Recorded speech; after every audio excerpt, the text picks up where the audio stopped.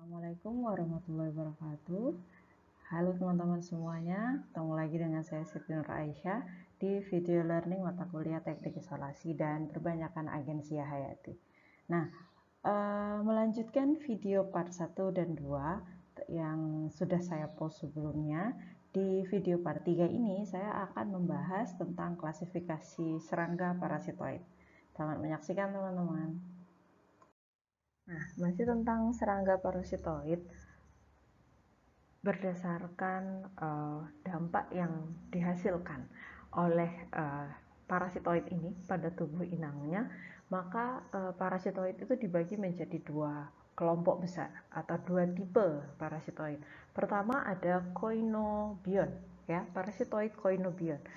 Parasitoid koinobion ini adalah parasitoid yang tetap membiarkan inangnya untuk terus tumbuh di semua fase hidup inangnya selama dia diparasit, ya. Jadi parasitoid yang koinobion itu dia tidak akan mengambil cairan nutrisi dari si serangga inangnya atau hama targetnya, sehingga membuat si serangga hama ini tidak bisa masuk ke fase hidup yang berikut-berikutnya. Jadi dia hanya mengambil sebagian sehingga sisa nutrisi yang tidak diambil itu masih tetap bisa digunakan oleh serangga inang untuk bisa melanjutkan hidupnya. Tapi ada juga yang sifatnya idiobion. Idiobion itu adalah parasitoid yang kemudian saat dia sudah memparasit serangga hama atau hama targetnya, dia akan mengupayakan supaya si serangga hama target ini tidak bisa masuk ke fase hidup berikutnya. Ya, jadi dia akan menyebabkan si serangga hama gagal untuk bisa masuk ke siklus hidup yang berikutnya. Kalau dia menjadi parasit, masuk sebagai parasit saat hama itu berada dalam fase larva misalnya, maka si parasitoid ini akan berusaha, akan menyebabkan si serangga, si larva ini tidak bisa masuk ke fase pupa, ya. Jadi akan ditekan, ya, ditekan untuk bisa masuk ke fase hidup berikutnya. Nah, koinobion parasitoid atau parasitoid koinobion ini dibagi menjadi dua tipe. Ada endoparasitoid dan ada ektoparasitoid. Nah, kalau endoparasitoid itu parasitoid yang berkembang dan sebagian besar fase hidupnya berada di dalam tubuh inang, ya. Jadi misalnya seperti tadi tawon Apinidae. Tawon Apinidae itu menjadi parasitoid mulai dari telur sampai dia menjelang imago.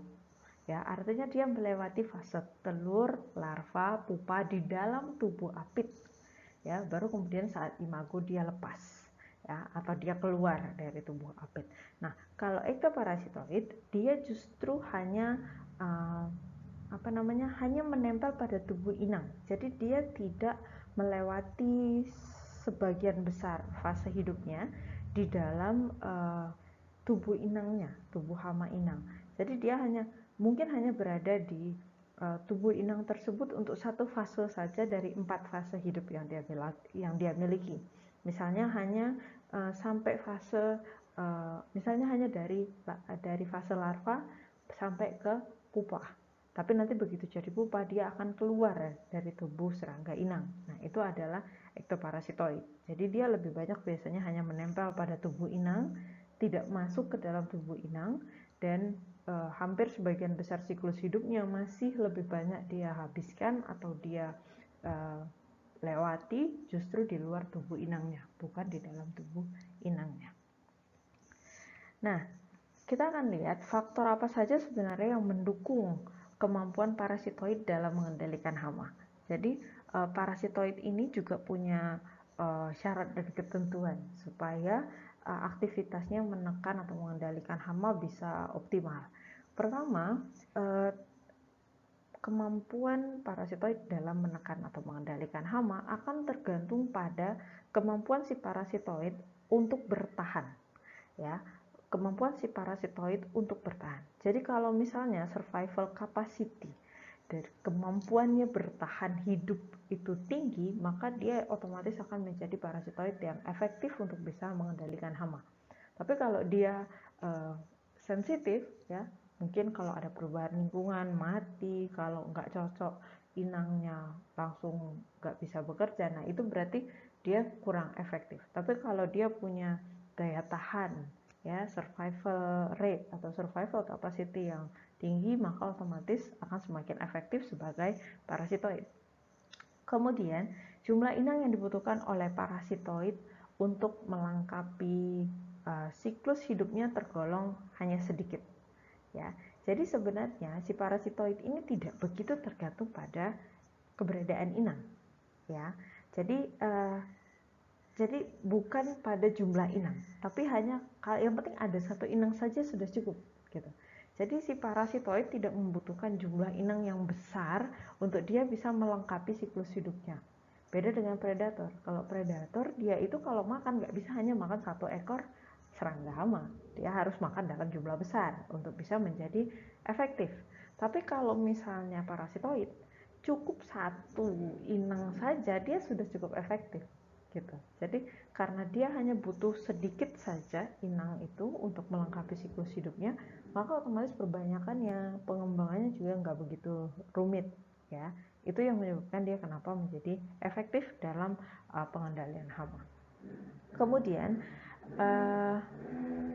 kisaran inangnya juga relatif sempit kalau untuk parasitoid ya, karena tadi dia hanya sifatnya sebagian besar adalah monofag, tidak senang ganti-ganti makanan ya. Jadi kalaupun misalnya ada kejadian perubahan populasi, naik turun populasi inang, biasanya parasitoid itu tidak terlalu terpengaruh ya, tidak terlalu terpengaruh terhadap perubahan populasi inang gitu. Jadi tidak begitu rentan terhadap adanya perubahan lingkungan. Oke, kalau tadi kita sudah mengklasifikasikan parasitoid berdasarkan dampak, ya, dampak yang dihasilkan oleh si parasitoid ini terhadap inang. Serangga parasitoid juga bisa diklasifikasikan berdasarkan fase hidup inang yang dia serang, ya. Jadi serangga parasitoid ini masing-masing spesies serangga parasitoid itu punya selera yang berbeda-beda, ya, terkait fase hidup inang yang akan dia parasit. Ada parasitoid telur. Jadi parasitoid ini biasanya melakukan parasit terhadap hama serangga yang masih berada dalam fase telur. Saya contohkan, serangga parasitoid Anagrus optabilis ini banyak dilaporkan mampu memparasit telurnya wereng coklat. Nah, biasanya parasitoid telur ini ketika si wereng coklat masuk ke fase larvanya, parasitoidnya bisa jadi akan keluar dari tubuh si hama, tapi atau bisa juga dia menyebabkan si telur ini tidak bisa masuk ke fase berikutnya, tidak bisa masuk ke fase larvanya. Kemudian ada juga parasitoid yang bisa menjadi parasit untuk dua fase hidup inang. Misalnya parasitoid telur larva. Parasitoid telur larva adalah serangga parasitoid yang mulai memparasit saat serangga hama berada dalam fase telur, tapi kemudian keluar dari tubuh inangnya atau justru menyebabkan kematian pada inangnya saat inangnya sudah berada dalam fase larva. Ya, jadi fase telurnya akan berhasil dilewati, tapi begitu masuk jadi larva, maka parasitoid ini bisa meninggalkan si tubuh hama, atau justru dia menyebabkan kematian sehingga si larva ini nggak bisa menyelesaikan fase larvanya dan nggak bisa masuk ke fase yang berikutnya. Contohnya seperti parasitoid Celonus sp yang menjadi parasit bagi telur dan larva hama penggeret mayang kelapa. Nah, ada juga parasitoid larva, contohnya itu adalah Apenteles erionotae yang menjadi parasit bagi larva penggulung daun pisang. Dan ada juga parasitoid larva pupa. ya. Jadi menyerangnya saat masih larva, tapi kemudian menyebabkan kematian atau meninggalkan inangnya justru saat si serangga hama sudah berada pada fase pupa. Contohnya adalah parasitoid Tetrostithecus brontispe yang biasanya menjadi parasit untuk larva Rhontispa. Ada juga parasitoid pupa seperti Ophius sp yang menjadi parasit lalat buah pada fase kepompong.